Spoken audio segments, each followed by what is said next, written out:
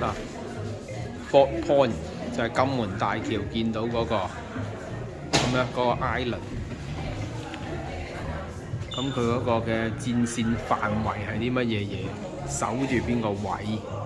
咁啊，令到咧就攻入嚟嘅時候咧，嗰個防衞線係啲乜嘢嘅？哇！呢個1853年影嘅呢個監獄島，嗰啲 Jenna 仲有兩個 lady 女士。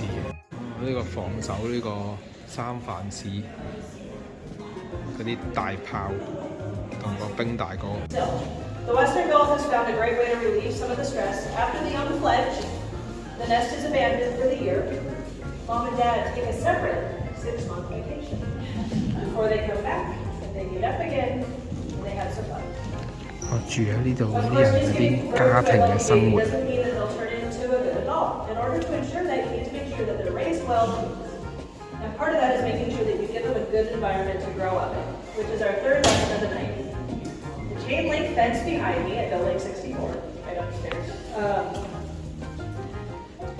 is the historic line that separated the Bureau of Prison era from the inmates from the civilians on the island. From the part of the island that was for civilians, during the island, this way served a few important purposes. First, it kept wives and children safe from the inmates, but it also kept the inmates safe from the exposure of things that they weren't allowed to have. That was one of the things that Jim Cullen said when he started being able to go to church up in the chapel. His view to the right was actually the view of San Francisco, with no bars on the windows.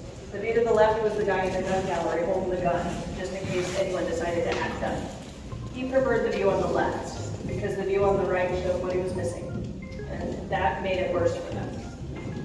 So just by being so close to San Francisco as we are, we were already rubbing freedom in their faces, exposing them to it even more, had too great of a potential to drive them over the edge and into committing the kind of desperate acts which got them sent to Alcatraz in the first place. So the policy of the Bureau of Prisons, and it turns out the birds here on Alcatraz, could be stated thus: good fences make good neighbors.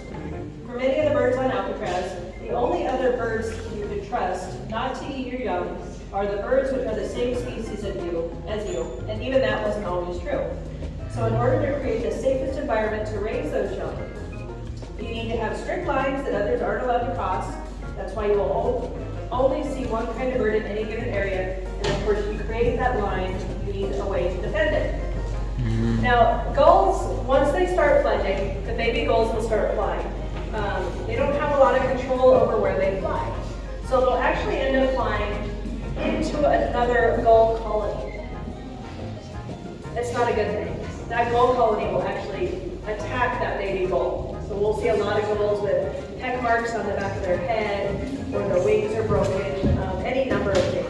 We do have biologists on the island that take care of these things. If the bird is alive and it can be rehabilitated, they'll take care of it to a local shelter for rehabilitation. But we also can't involve ourselves if they do. We can't just move them back to the regular colony. Because for one, they'll look like. We don't know which colony they came from, because there's going to be probably a half dozen to a dozen different colonies of just western gulls on this island. So, our third lesson, your home is your castle. This last lesson is your home is your castle, or in this case, fortress. If you want to ensure that your young grow up to make more young, one of the basic things that you need to do as a parent is to make sure that your kids have a place to grow up and mature free of the threats of being not by somebody bigger. Probably the best of our waterbird skills is the pigeon guillemot, which you will actually never see on the island. They tend to hide in little caves and little boxes. They do this by building their nests in small nooks around the island. Right now, with all the construction going on the island, some of the pipes that these birds would normally hide out in or nest in are unfortunately behind the construction nets. So we've built these boxes around the island, so they do have somewhere to nest on the island. Usually in the form of old pipes or boxes that we built placed around the island. These nests have a single way in and out. They have sturdy walls, hard to break through, and a relatively weak core. It uses these factors to defend itself against a much stronger opponent. Kind of like Alcatraz. When we first built it, it was a military fort. The South Fort, they first went up, that first building they went through, they came up the hill. That was our original fort. That was our original line of defense. You had a drawbridge that came up and down, and you had cannons and rifle slings on either side of the South Fort. This is exactly the lesson that the U.S. Army took to heart in the early 1850s. 呢個係嗰個佔領運動啊！